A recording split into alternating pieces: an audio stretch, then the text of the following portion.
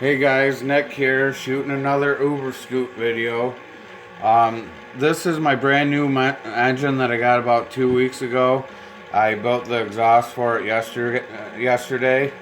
You can see the video that I have with it all put on. I think it looks pretty nice. I want to order extra parts for this motor, but I need to get all the specs and everything. So I'll get back with you guys after I get this torn apart, and I'll show you a couple tricks along the way. Hey guys, just wanted to show you this trick real quick. This is pull cord from a lawnmower or a weed eater, or even one of these if you got one laying around.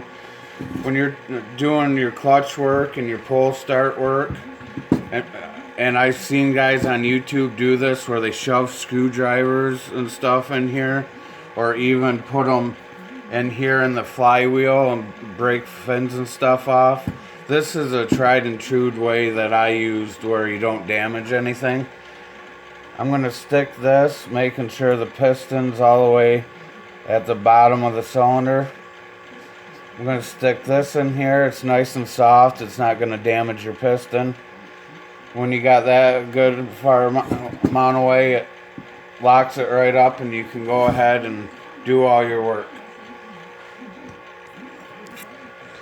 Alright, wanted to share with you another thing while I'm tearing this apart. Do not lose these little washers.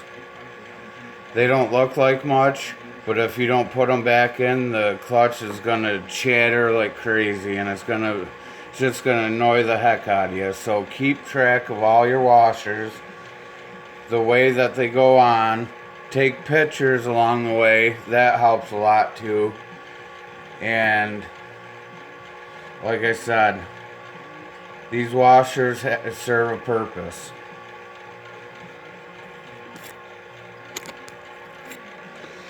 Okay, another rule of thumb: don't over tighten these bolts, because you will strip them out. It reminded me because this one is really tight, and I'm just hoping I don't damage these. I won't use one of these. They act like a torque wrench. They'll bend up here if you start to over tighten it, and it's saved me along the way. Doesn't matter what brand. These cost me $20, which seems like a lot, but it saved me a lot of money in buying motors and rethreading bolts and holes and everything.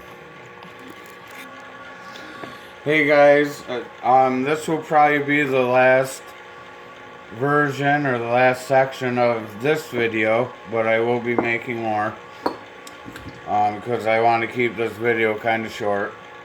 I got my rope in there, got it all locked down, got my 13 millimeter socket, but a 1/2 inch is the same exact thing.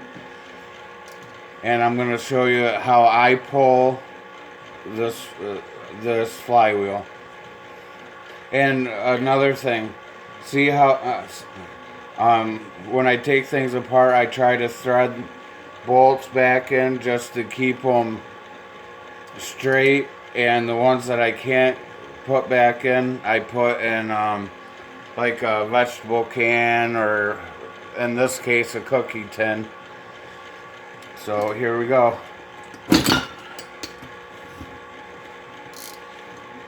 I hope you guys can still see this in my little phone. Okay, and how I do this is I put this nut back on in case the threads do fall up on it. And I'm going to put my puller on. This puller I made out of 5 other pullers. I've pulled pulleys on $60,000 hot rods with this puller here. and now I'm using it on a scooter. So get that centered up. I'm not going to endorse this, but I've seen videos of guys where they'll pry on the flywheel and hit that center with a hammer. I tried that one time and ended up following up the threads, so I figured I have the puller, I'm going to use it, and I'll be right back with you guys. Okay, I'm back. I got my puller all on there, and I'm going to try pulling this flywheel for the first time on this engine.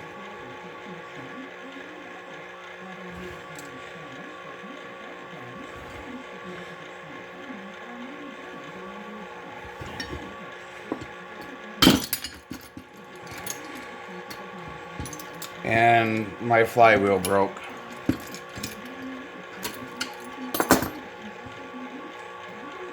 Not bad, but gotta watch that. Alright, well, I'm back. My flywheel is a little bit broke. I'll clean it up, and if my other flywheel fits on here, I'll just use that. But we all make mistakes. I use the pry and beat method. Being very careful not to pry on this too hard. I have the nut still on there. Make sure you have that nut on there before you do this, but loose. And it ended up popping out for me. Whatever, it is what it is. It's my motor. I can do whatever the fuck I want. That's how I feel about it.